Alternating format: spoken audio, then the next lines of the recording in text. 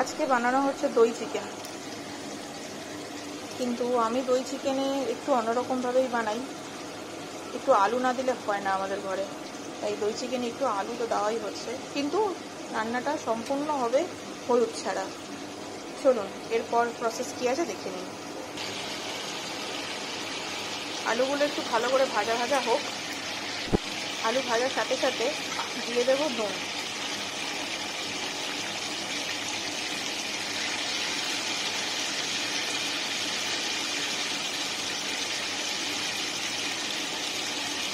দইটা দুপুরবেলা টাইম করে রেখে দেওয়া হয়েছিল আদা রসুন গোলমরিচ আর টক দই দিয়ে। আলুটা প্রায় ভাজা ভাজা হচ্ছে, এর সাথেই দিয়ে রেখে দেবো 3টে বড় সাইজের কুচি করা পেঁয়াজ। পেঁয়াজটা ততক্ষণ ভাজবো যতক্ষণ এটা ট্রান্সপারেন্ট কালার যতক্ষণ না চলে আসে।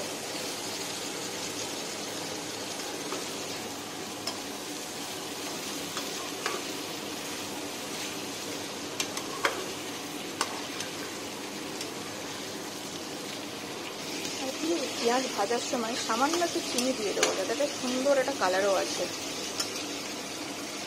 সামান্য চিনি দিয়ে দিয়েছি। এবার আরও কিছুক্ষণ নাড়বো।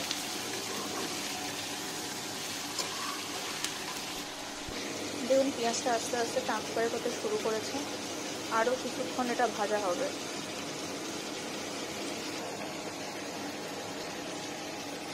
অনেকটাই ভালো করে ভাজা হয়ে যাচ্ছে।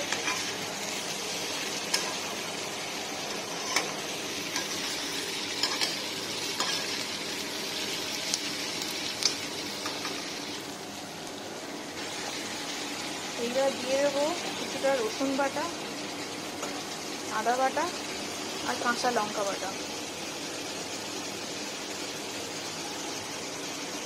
আমি রসুনটাকে একটু সর্ষের তেল দিয়ে বাটি।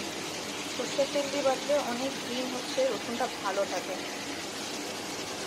আদা বাটাও তাই একটু তেল দিয়ে বাটি। তেল দিয়ে বাটলে খুব ভালো থাকে। এবার দেবো লঙ্কা বাটা। এটা কিন্তু কাঁচা লঙ্কা বাটাই, শুকনো লঙ্কা বাটা দিয়ে বুঝবেন না। এটা লাল কাঁচা লঙ্কা বাটা, খেতেও সাদা আসে আর টেস্টটাও কালারটাও সুন্দর আসে, টেস্টও বেশ ভালোই হয়।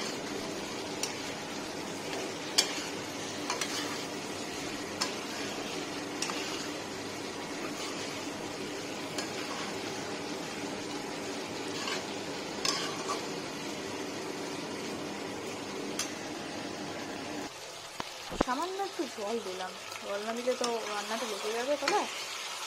সামান্য জল দিয়ে আবার এখন করবো। পেঁয়াজটা বেশ আরেকটু মিহি হয়ে যাবে।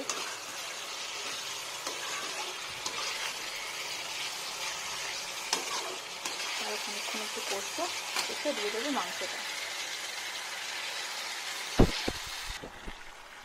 দই মাখানো চিকেন মানে ম্যারিনেট করা চিকেনটা দিয়ে দিলাম।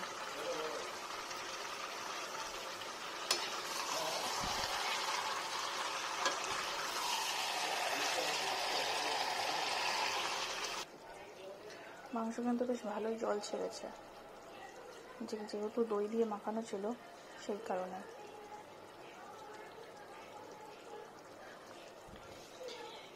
যা জল যেটা ছেড়েছে সেটা আস্তে আস্তে কষতে কষতে পুরো জলটা শুকিয়ে যাবে। 4-5 মিনিটের জন্য একটু ঢাকা দিয়ে দেবো। ঢাকা দিলে জলটা একটু শুকিয়ে যাবে।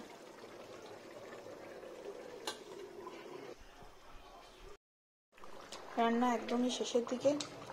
ওপর থেকে দিয়ে দিয়েছি অল্প একটুখানি করে বাটার, আর একটু আগে দিয়ে দিয়েছিলাম সেটা দেখাতে ভুলে গেছি, গোলমরিচ গুঁড়ো।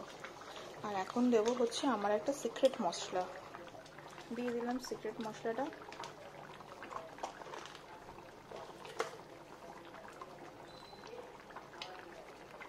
বাটারটা তো গলেই গেছে, জাস্ট একটু নাড়িয়ে খানিকক্ষণ ঢেকে দিলেই হয়ে যাবে।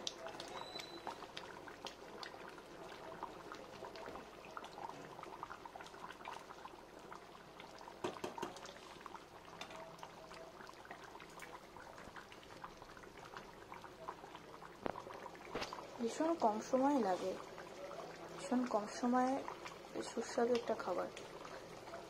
আর আমি তো আলুটা দিয়েছি, আপনারা চাইলে আলুটা নাও দিতে পারেন। ব্যাস হয়েই এসছে। এবার আমি গ্যাসটাকে সিম করে আর 2-5 মিনিট জাস্ট ঢেকে নেব, যাতে এই ঝোলটা একটু বসে যায়। আর আপনারা চেষ্টা করবেন ম্যারিনেটটা যদি সকালবেলা করে রাখেন, বিকালের দিকে রান্না করলে মাংসটা ভীষণ নরম টেন্টেড হয়, ভীষণ জুসি থাকে।